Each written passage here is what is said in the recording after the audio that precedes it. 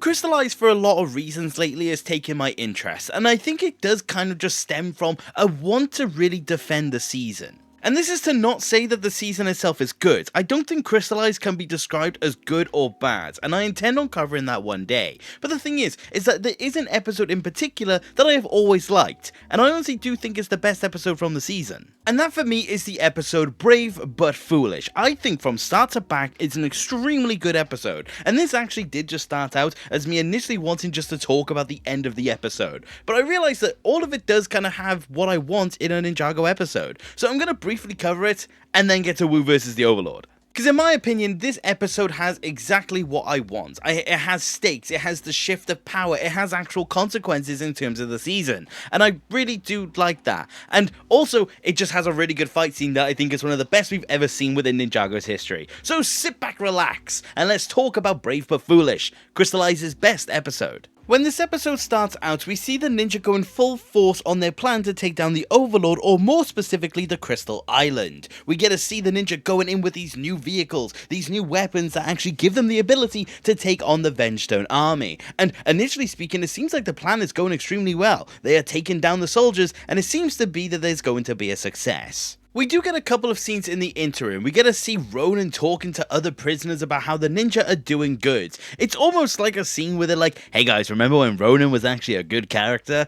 Because it's just really weird and out of place. It's honestly the only issue I actually have with the episode. But at the very least, we actually do get to see some little interim scenes, which I do actually appreciate. The main one I like though is the scene where we get to see Lloyd, Nia, Garmadon and Wu within the bounty, and we get to see that the flaws are starting to show when it does come to the plan. The vehicles are overheating. They can't maintain the power boost that actually allows them to take on the Vengestone army. They need to be more sparing, and I do think that is very cool, because it does show that there are some flaws with the idea, and is very much a foreshadow of what is later on in the episode. But speaking of foreshadowing, we also then get to see Wu come out with the dragon armor, and he states about how he's not going to sit out on the biggest fight of our time. And again, we get to see Garmadon talk about how the power of the golden armor will not stop the power of the Overlord. Again, a very cool foreshadow, and I really did like that. But it's really cool that the armor and the sword actually did get to return. I do think it was a very neat addition, and definitely did suit for Crystallized. But this was definitely the scene that just kept on giving, because we got one more aspect that I did like. It was Garmadon acknowledging Christopher and talking about how the plant is the only green that he had, but he failed the plant and he was just hoping that the plant would be able to return and one day forgive him. And Nia calls it out for what it is. You know, is he actually talking about the plant? And he claims that he is, but it does feel fairly obvious that he is talking about Lloyd. Obviously, I do like this little scene between the two, because Nia explains how the plant isn't dead and it can rebud when repotted, and she talks about how all it needs is water, an acknowledgement of the fact that she's without her powers. Both of them do serve to gain from this scene. Both of them do have some sort of aspect to take away from it. Nia realizing that she's still without her powers and she still feels essentially useless, and Garmadon realizing that there is hope. Again, both with the plant and also with Lloyd. I just really like this scene. I think there's just so much to it that I think really does serve well for both characters. But we get back to the main battle when it does come to the episode, and we get to see how the plan seemingly is still going well. Zane attacks the island, and it does actually have some form of effect. It does have some sort of knock-on, and then the bounty comes in, attaches itself, and begins to pull it away. And it seems to be that the ninja can succeed. The ninja will be able to do something about it. But the Overlord did have something up his sleeve, which were the Dragonites. Of course, these big crystallized monsters that didn't seem to go down as easy as the soldiers themselves. So the ninja were once again having a run for their money, and they definitely did do their damage, because the bounty was being literally ripped apart by them. And this is where the tables started to turn, because we get to see these big Dragonites actually beginning to take down the ninja. We see one lift up Kai, throw her onto Cole, and they both crash into a building. We get to see Zane realize that maybe the power wasn't as strong as they realized, and that's when another one takes off his wing. He goes down and he crashes into a building himself. Jay realizes all of this, but actually kind of gets away with it. But it's not until the ninja continue to be taken out. Wu abandons the bounty as the bounty continues to get ripped apart to go and take on the Overlord personally, and Garmadon states it's brave but foolish, and we get to see where the plan ultimately did come to its end, because without all the ninja and without the bounty at their disposal, things exactly weren't good. But this brought us on to the main thing for this episode, and the reason I wanted to make this video to begin with, Wu vs Overlord. Now, I've been going out of my way to do an analysis on a lot of Ninjago fights over the course of the years, but this is definitely one I wanted to approach, because this one is extremely interesting, and a lot of details I haven't seen a lot of people bring up. So, let's actually talk about the best part of this episode, and why I think this episode is one of the best episodes in the season. It starts with Wu getting to the top of the island where the Overlord was seemingly waiting, and he states in the most monotone expression possible. He says, "Do you really think you stand a chance against me?" And Wu's reply I think is fairly interesting, because he says that even if he didn't, he would oppose him till his last breath. Wu firmly believes that he's going into that fight with a chance. He's going in with hope. I think he believes that with the addition of the dragon armor and the dragon bone blade, he truly did have some form of a chance. But of course, that was going to be put up to the test. But this brings me into the first thing I did notice when it does come to this fight. Wu's utilization of Spinjitzu. He uses it a lot during this fight, and it's not typically something he uses all that much, especially in comparison to this battle. And I did wonder why Wu was doing this. And I think I did subtly realize what his intention was. Wu's utilization of Spinjitzu is very much coming across to me as Wu trying to take the Overlord off guard. You will note that every single time that Wu uses Spinjitzu, it's in an attempt to actually use his blade. It's not as an attempt to actually use Spinjitzu as a means of attack. Wu uses it, I'm guessing, to just try and take the Overlord off guard. Maybe something will happen and maybe he'll get a decent little shot in without the Overlord actually realizing what Wu was going to do. And you'll realize how this is the case later on in the fight, but that is why I think Wu was using it so much. But we get to see the first clash between the two of them, the first time that Wu's sword meets the Overlord, and you'll note that one thing in particular is the case. Wu is using both of his hands, and you can see a visible struggle and a visible shake when it does come to Wu with his sword. Wu is struggling to actually match with the Overlord in this moment, but then when you look at the Overlord, you realize that the Overlord was only using one of his 4 arms. So the Overlord was not struggling whatsoever, and it's reflected in his face. He is calm, he's composed, he's relaxed. There's not much of a difficulty when it does come to the strength, and I do think that was fairly interesting of note,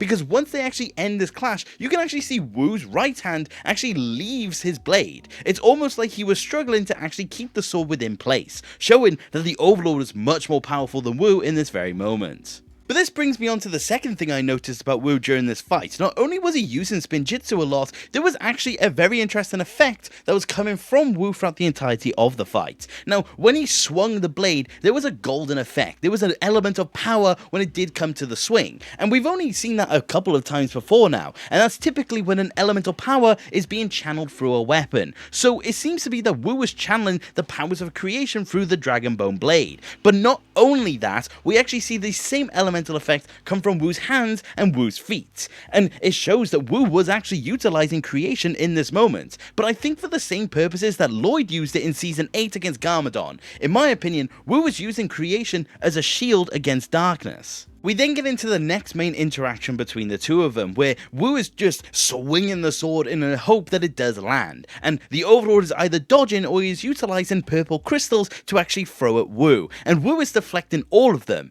But here's the thing as well, this is all purposeful by the Overlord. The Overlord is not struggling, he's not doing it as a mean of defense. It seems to be that by all accounts, he's doing it as a way to tire out Wu, and you can see it at the end of this first engagement between the two. Wu actually gets knocked back, and he's actually holding himself up with the Dragon Bone blade as he brings himself back up to point it at the Overlord. So the Overlord was just simply tiring Wu out. There was no means of actually trying to attack or trying to win the battle in this moment. It feels almost like the Overlord was playing with Wu, and it is definitely reflected in the fact that Wu is definitely getting tired. We see this even further by the fact that the Overlord was summoning these crystals behind Wu as well, just trying to take him off guard, trying to get these little jabs in here and there as a further attempt just to tire him out. Wu was visibly getting tired already by this point, and the Overlord definitely was acknowledging it. He was just toying with Wu, and I do think that is really fun to see. It shows how cunning the Overlord can truly be.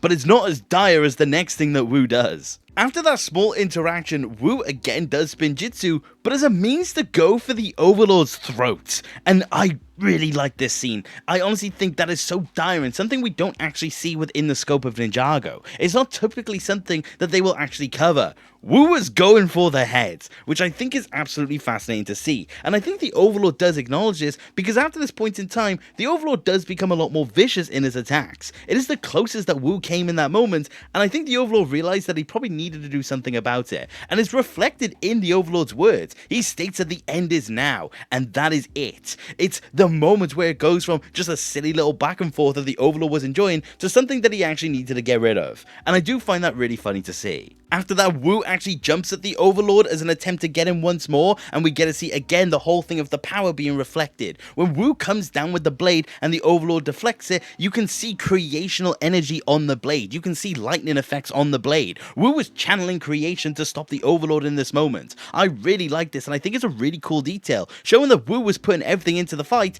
and in the most interesting way possible. He wasn't just firing creation, because what would that ultimately do? He was using it in a different sense, and I absolutely adore it. But again, we just continue on with the Overlord firing more of these crystals, putting more of these little objects in Wu's way, again to once more tire him out. And it was becoming much more visible that Wu was tired. The Overlord was non-stop by this point in the fight, and I do think it is reflective of the fact that he did deem it time to end it. He just continuously used lightning and these crystals and just threw it more and more, and you can see it reflected in Wu. You can see Wu is still deflecting the crystals, and he's still actually holding his own, but the sword is becoming notably more heavy. His swings are becoming more erratic, they're becoming more disjointed. You can see that they're flailing about, you can see the weight of the blade in his hand, and I really like that. Wu was tired. He was going to keep going, but just not for much longer. And I love that. And the Overlord clearly acknowledged it, because you can see a smile on his face as he's doing it. But he charges up his final move to really end it all. He charges up his crystals and his lightning and does this very powerful dash towards Wu, and it completely knocks him off his feet and knocks him off of the island itself.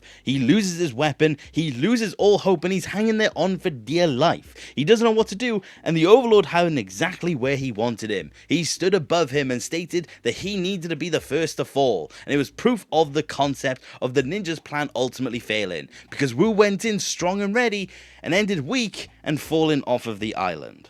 In the end, Wu does catch himself and he does fly off and away from the Overlord, and we do have some passive confirmation that in the original scripts, this was where Wu is meant to meet his end, but that's another discussion for another day. But Wu ultimately retreats from this battle. He lost his aspect of this fight, and he had nothing more that he could truly do. And it's reflected in the fact that, like I said, the rest of the ninja were gone by this point. The bounty split in two. The Overlord coated Ninjago City in the crystals that he used against Wu, and that is where the episode ultimately ends. And it's, for one, and I have to say this, the best episode debatably within Crystallized. But to summarize everything that I have covered today, I think Brave but Foolish was an excellent utilization of 11 minutes. I think from front to back, it is non-stop packed with amazing fight scenes and amazing action pieces. The start, seeing the ninja go full force in their plan, ultimately for them to fail, was really interesting to see. The scenes of Garmadon is fantastic. I didn't even talk about how Garmadon seemed distressed by the fact that Wu was just falling from the island. I love those little moments, and I do